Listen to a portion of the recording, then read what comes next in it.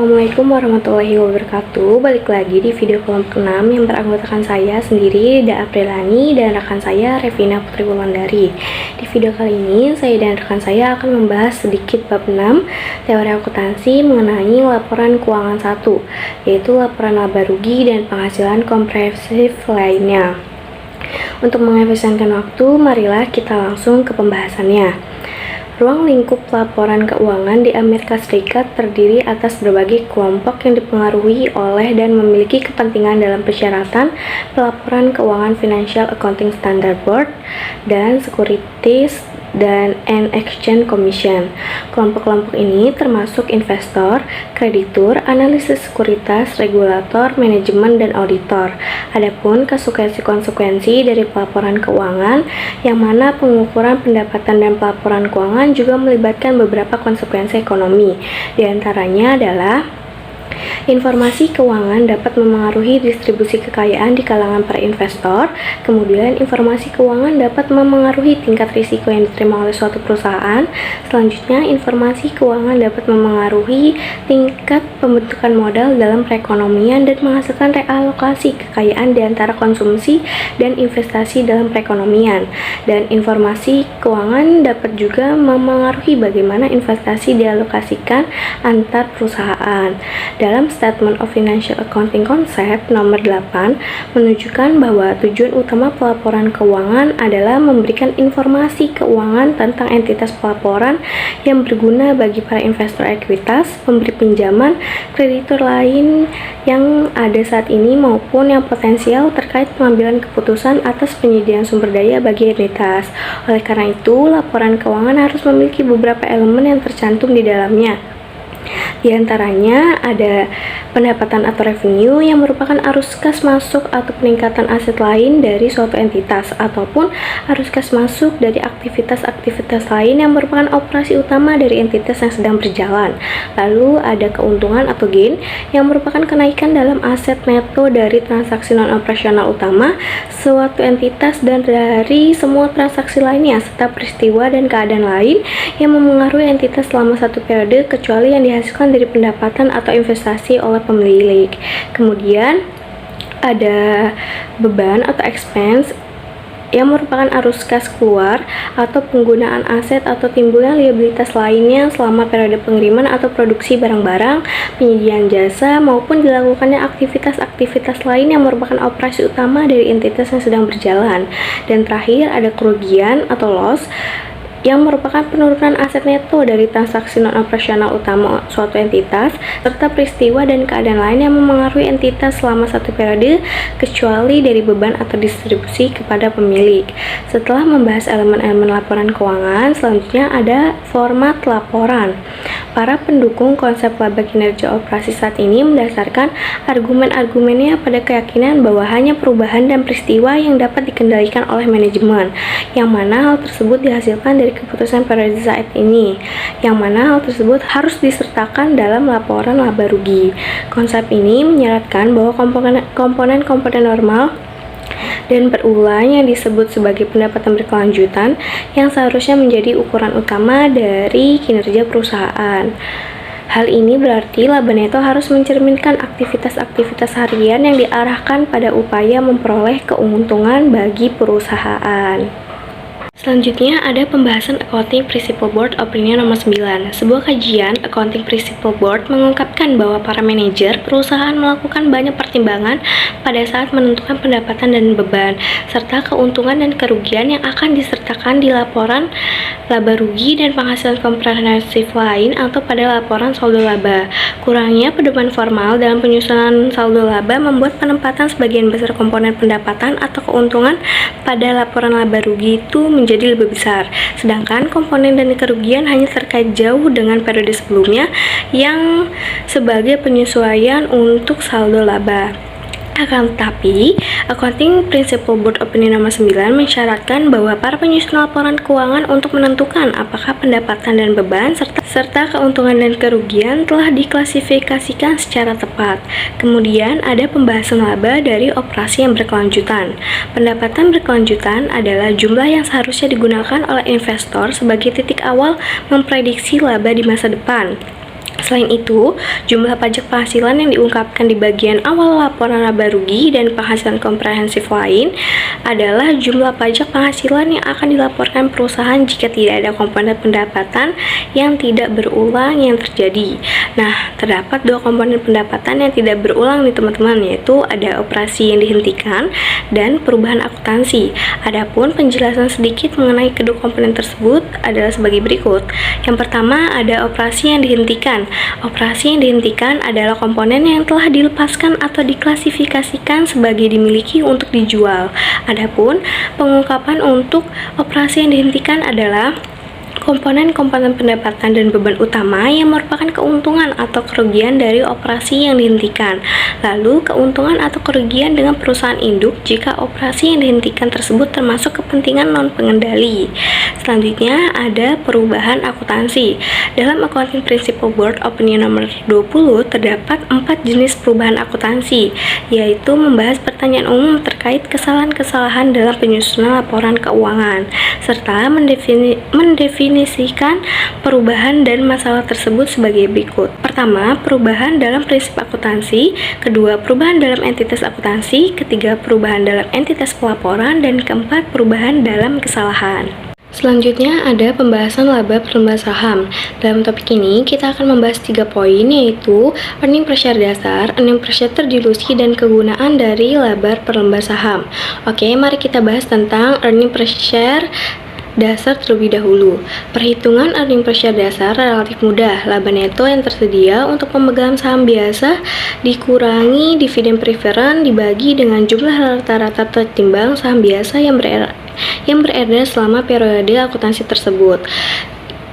Earning per share dasar dimaksudkan untuk mengukur jumlah bagian yang diperoleh saham biasa selama periode akuntansi, dan tujuan earning per share dasar juga mengukur kinerja perusahaan selama periode pelaporan dari perspektif pemegang saham biasa. Kemudian ada earning per share terdilusi. Tujuan dari IPS ini adalah mengukur kinerja performa perusahaan selama periode pelaporan dari perspektif pemegang saham biasa, seolah-olah pelaksanaan atau konversi sekuritas yang berpotensi terdilusi benar-benar terjadi. IPS terdilusi mengungkapkan segala hal yang bisa terjadi pada IPS jika dan ketika terdilusi terjadi. Dan yang terakhir ada kegunaan dari laba per lembar saham. Tujuan data earning per share secara keseluruhan bagi para investor adalah memberikan indikasi tentang nilai perusahaan dan perkiraan dividen di masa depan. Serta masalah teoritis utama terkait penyajian IPS adalah apakah informasi ini harus didasarkan pada informasi historis atau perkiraan. Akan tetapi, badan akuntansi yang berwenang umumnya mengambil posisi bahwa informasi keuangan seharusnya didasarkan pada data historis. Oke, itu aja materi yang bisa saya sampaikan. Selanjutnya akan disampaikan oleh rekan saya, yaitu Revina Putri Wulandari. Selanjutnya itu ada laba komprehensif. Beberapa standar akuntansi itu mengharuskan komponen-komponen tertentu yang memenuhi syarat sebagai komponen laba komprehensif itu dikecualikan dari laporan laba rugi dan penghasilan komprehensif lain. Komponen-komponen lain tersebut itu perlu diungkapkan dalam catatan atas laporan keuangan. Contoh komponen-komponen yang saat ini tidak diungkapkan pada laporan laba rugi dan penghasilan komprehensif lain konvensional dan dilaporkan di bagian lain, yaitu ada penyesuaian translasi mata uang asing, kemudian ada keuntungan dan kerugian dari transaksi mata uang asing antar perusahaan yang ditetapkan sebagai dan berlaku efektif sebagai lindung nilai ekonomi atas investasi neto dalam entitas asing, kemudian ada keuntungan dan kerugian dari transaksi mata uang asing antar perusahaan yang dikategorikan sebagai investasi jangka panjang ketika entitas dihadapkan dengan transaksi yang dikonsolidasikan, digabungkan, atau dicatat dengan metode ekuitas dalam laporan keuangan entitas pelaporan. Kemudian ada perubahan nilai pasar dari kontrak berjangka atau future contract yang memenuhi syarat sebagai lindung nilai atas aset yang dilaporkan pada nilai wajar, kecuali jika pengakuan lebih awal atas keuntungan atau kerugian dari penghasilan diperlukan karena tingginya korelasi belum terbukti. Kemudian yang terakhir itu ada kelebihan liabilitas pensiun tambahan atas biaya layanan sebelumnya yang tidak diakui. Nah, laba komprehensif sendiri itu didefinisikan sebagai perubahan dalam ekuitas atau aset neto perusahaan selama periode transaksi serta peristiwa dan keadaan lain dari sumber non-pemilik. Istilah laba komprehensif itu digunakan untuk menggambarkan total dari semua komponen laba komprehensif termasuk laba neto. FASB ASC 220 strip 10 strip 20 itu menggunakan istilah penghasilan komprehensif lain untuk merujuk pada pendapatan, beban, keuntungan, dan kerugian yang disertakan dalam perhitungan laba komprehensif tetapi dikecualikan dari laba neto. Tujuan pelaporan laba komprehensif itu adalah melaporkan ukuran kinerja perusahaan secara keseluruhan dengan mengungkapkan semua perubahan dalam ekuitas perusahaan yang dihasilkan dari transaksi dan peristiwa ekonomi lainnya yang diakui pada periode tersebut selain transaksi dengan pemilik dalam kapasitasnya sebagai pemilik. Kemudian itu ada dalam menyikapi komponen yang harus disertakan dalam perhitungan laba komprehensif. Itu terdapat masalah utama yaitu apakah pengaruh penyesuaian akuntansi tertentu dari periode sebelumnya seperti dampak kumulatif dari perubahan prinsip akuntansi itu harus dilaporkan sebagai bagian dari laba komprehensif. Nah, menanggapi ini, FASB itu mewajibkan adanya penyajian retroaktif terkait pengaruh perubahan dalam prinsip akuntansi. Selanjutnya, selain itu, FASB ASC 220 itu juga mewajibkan perusahaan untuk mengungkapkan jumlah laba neto yang harus diberikan kedudukan yang sama dengan jumlah yang diungkapkan untuk laba komprehensif. Ketika laba komprehensif hanya mencakup laba neto, maka laba komprehensif dan laba neto sama. Total laba neto termasuk laba dari operasi yang dilanjutkan dan laba operasi yang dihentikan. Komponen-komponen yang termasuk dalam penghasilan komprehensif lainnya itu akan diklasifikasikan berdasarkan sifatnya. Kemudian itu terdapat dua teknik yang perlu digunakan oleh perusahaan dalam melaporkan laba komprehensif. Yang pertama itu ada teknik pengungkapan bruto, yaitu teknik ini digunakan untuk klasifikasi yang terkait dengan komponen-komponen penghasilan komprehensif lainnya selain dari penyesuaian liabilitas pensiun minimum. Untuk klasifikasi ini, penyesuaian reklasifikasi harus diungkapkan secara terpisah dari perubahan lain dalam saldo komponen-komponen tersebut, sehingga total perubahan tersebut diungkapkan dalam dua jumlah. Terus, teknik yang kedua itu adalah teknik pengungkapan neto.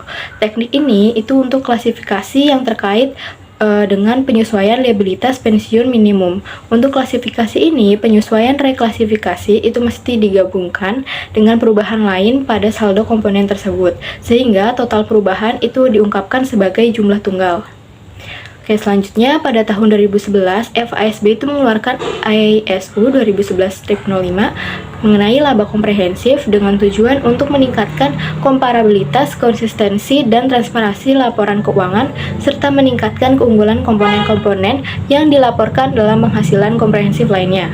IASU ini mensyaratkan bahwa semua perubahan ekuitas pemegang saham non-pemilik itu disajikan baik dalam satu laporan komprehensif yang berkelanjutan maupun dalam dua laporan laba komprehensif yang terpisah namun berurutan. Nah, dalam pendekatan menggunakan dua laporan yang terpisah tersebut, laporan pertama itu harus menyajikan total laba neto beserta komponen-komponennya yang kemudian diikuti secara berurutan dengan laporan kedua yang harus menyajikan total penghasilan komprehensif lainnya, komponen-komponen penghasilan komprehensifnya, dan total laba komprehensif. Selanjutnya itu ada total penghasilan komprehensif lainnya untuk elemen yang tidak dilaporkan sebagai bagian dari laba neto konvensional untuk satu periode itu harus ditransfer ke komponen yang terpisah dalam laporan posisi keuangan pada akhir periode akuntansi. Perusahaan juga harus mengungkapkan akumulasi saldo untuk setiap klasifikasi dalam komponen ekuitas yang terpisah di bagian awal dari laporan posisi keuangan, laporan perubahan ekuitas, atau catatan atas laporan keuangan. Materi selanjutnya itu ada penyesuaian periode sebelumnya. Kesalahan dalam catatan akuntansi yang tidak sengaja itu biasanya muncul karena kesalahan dalam aritmatika, pencatatan berganda, jumlah yang ditransposisikan, atau kegagalan untuk mencatat transaksi atau penyesuaian. Jika kesalahan ditemukan pada periode terjadinya kesalahan tersebut, maka penyesuaian itu perlu dibuat pada akun-akun yang terpengaruh. Namun, jika kesalahan tidak ditemukan sampai periode berikutnya, maka perusahaan itu perlu membuat penyesuaian periode sebelumnya atau period adjustment. Penyesuaian periode sebelumnya itu adalah menyesuaikan nilai saldo laba awal atau melaporkan adanya penyesuaian baik dalam laporan perubahan ekuitas pemegang saham maupun laporan laba yang terpisah. Karena kesalahan ditemukan di periode berikutnya, maka hal itu tidak akan memengaruhi laporan laba rugi dan penghasilan komprehensif lain berjalan, sehingga tidak perlu dilaporkan dalam laporan laba rugi dan penghasilan komprehensif lain di periode perbaikan. Selain itu, karena laba neto periode sebelumnya ditutupi dengan saldo laba pada akhir periode yang dimaksud, total saldo laba itu disalah-sajikan pada periode berjalan dan disesuaikan untuk menghilangkan pengaruh kesalahan. Kemudian FASB itu menerbitkan SFAC nomor 16 mengenai penyesuaian periode sebelumnya atau period adjustment yang mengindikasikan bahwa hanya komponen-komponen laba rugi yang harus dilaporkan sebagai penyesuaian periode sebelumnya, yaitu ada komponen koreksi kesalahan dalam laporan keuangan periode sebelumnya dan komponen penyesuaian yang dihasilkan dari realisasi manfaat pajak penghasilan atas kerugian operasi yang masih dapat dikompensasikan di masa mendatang sebelum akuisisi untuk anak-anak perusahaan yang dibeli. Selanjutnya itu ada nilai laba korporat. Untuk tujuan analitis dan mengevaluasi kualitas laba, para pengguna laporan keuangan itu tentunya harus dapat memahami dan mengidentifikasi komponen-komponen pendapatan dan beban yang kemungkinan akan berlanjut di masa depan atau laba yang berkelanjutan dan yang tidak akan berlanjut atau komponen sementara. Next, yang pertama itu ada sumber pendapatan. Banyak korporasi besar yang terdiversifikasi atau menjual berbagai produk. Setiap produk tersebut itu memiliki masing-masing tingkat profitabilitasnya, pola pertumbuhan yang diharapkan, dan memiliki tingkat risikonya masing-masing. Salah satu ukuran tingkat risiko itu adalah ketergantungan perusahaan terhadap para pelanggan utama. Jika pendapatan perusahaan dari satu pelanggan itu sama dengan satu atau lebih dari 10% dari total pendapatan, maka faktor tersebut itu harus diungkapkan. Analisis keuangan dari perusahaan terdiversifikasi itu juga memerlukan tinjauan terkait dampak atas berbagai segmen bisnis perusahaan secara keseluruhan. Kemudian yang kedua, itu ada keberlanjutan pendapatan. Keberlanjutan pendapatan perusahaan itu dapat dinilai dengan menganalisis tren pendapatannya dari waktu ke waktu dan meninjau Management Discussion Analysis atau MD&A. Selanjutnya itu ada Management Discussion Analysis atau MD&A. Bagian Management Discussion Analysis itu dalam laporan tahunan perusahaan itu dapat memberikan informasi yang berharga terkait keberlanjutan laba perusahaan dan biaya-biaya yang terkait. SEC itu mewajibkan perusahaan untuk mengungkapkan setiap perubahan atau potensi perubahan dalam pendapatan dan beban agar dapat membantu mengevaluasi kemungkinan adanya penyimpangan dari periode ke periode. Salah satu contoh dari pengungkapan ini itu adalah pengungkapan peristiwa yang tidak biasa. Kemudian yang keempat itu ada analisis laba bruto. Analisis laba bruto itu digunakan untuk menjelaskan variasi dalam penjualan, beban pokok penjualan, dan pengaruhnya terhadap laba bruto.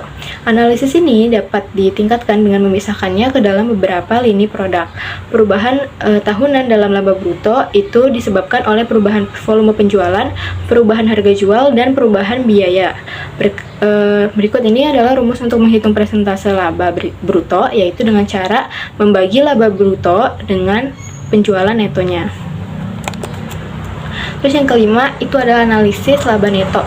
Persentase laba neto sendiri itu menunjukkan indikator atas efektivitas kinerja perusahaan. Persentase laba neto dapat dihitung dengan rumus sebagai berikut, yaitu dengan cara membagi laba neto dengan penjualan netonya. Untuk dapat memahami kinerja perusahaan dari sisi operasi utamanya, beberapa analis itu menghitung presentasi laba operasi. Nah, laba operasi sendiri itu merupakan margin bruto dikurangi beban operasi. Nah, cara menghitung analisis laba operasi itu adalah dengan cara membagi laba operasi dengan penjualan netonya. Kemudian penilaian laba dan arus kas di masa depan memengaruhi harga pasar saham perusahaan. Nah, peneliti akuntansi itu telah meneliti hubungan di antara laba korporat dengan harga saham perusahaan. Nah, salah satu ukuran yang dapat digunakan untuk menilai hubungan di antara laba korporat dan harga saham perusahaan itu adalah rasio harga terhadap laba perusahaan. Nah, cara menghitungnya yaitu dengan cara membagi harga pasar per lembar saham saat ini dibagi dengan laba per lembar saham. Sekian video penjelasan mengenai bab 6 dari kami, kurang lebihnya mohon maaf karena masih dalam proses pembelajaran. Wassalamualaikum warahmatullahi wabarakatuh.